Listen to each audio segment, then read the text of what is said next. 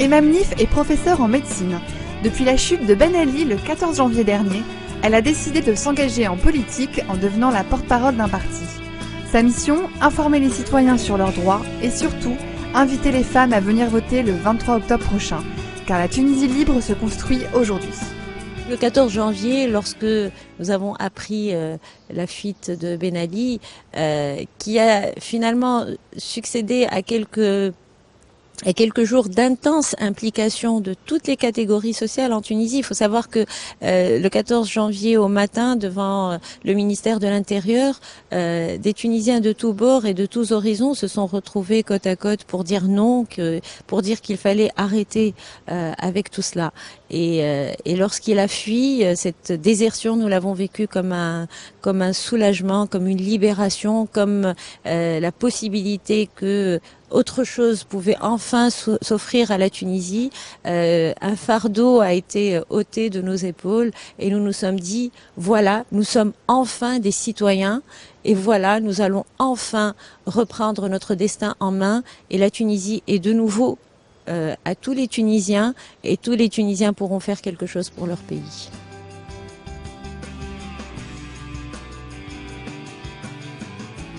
Tous les regards sont braqués sur nous et je crois que s'il y a un pays dans le monde arabe qui a des chances de réussir la démocratie, c'est bien la Tunisie. Et si ça ne marchait pas en Tunisie, ça risque de compromettre les révolutions de tous les pays arabes. Donc l'enjeu pour nous est de réussir cette transition démocratique de façon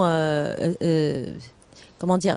la paix, dans un état d'esprit constructif et d'instaurer une authentique démocratie en préservant en même temps les acquis de la Tunisie parce que malgré tout, nous avons d'énormes acquis sur le plan social et en préservant l'économie de notre pays parce que sans économie, il n'y aura pas de démocratie.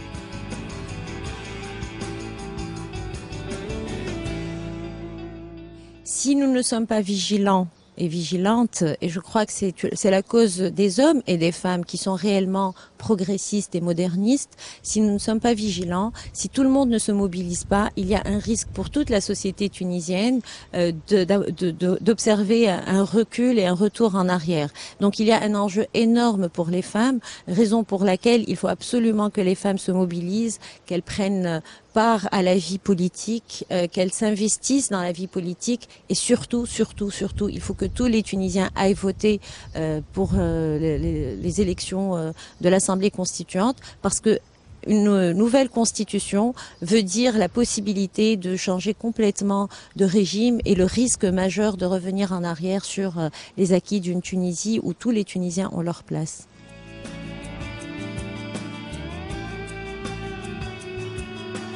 Il y a 90 partis, il n'y aura pas 90 listes. Il faut déjà que les partis puissent se structurer et qu'ils puissent présenter des listes sur toute la République, ce qui n'est pas gagné. D'autre part, il y a, en tout cas pour le moment, il y a beaucoup de contacts entre les différents partis. Il y a des possibilités de créer des alliances pour justement clarifier le discours politique et les enjeux de l'Assemblée constituante. Ça, c'est le travail des politiques, mais aussi bien les politiques que l'ensemble de la société civile ont un rôle majeur dans la conscientisation, dans la prise de conscience de la population pour expliquer aux citoyens les enjeux, pour expliquer les programmes des uns et des autres, en sachant qu'il faut se concentrer sur les programmes politiques aujourd'hui, parce que l'Assemblée constituante n'est pas une législative et que donc il faut que les gens sachent clairement vers quoi on va en élisant des représentants à l'Assemblée constituante.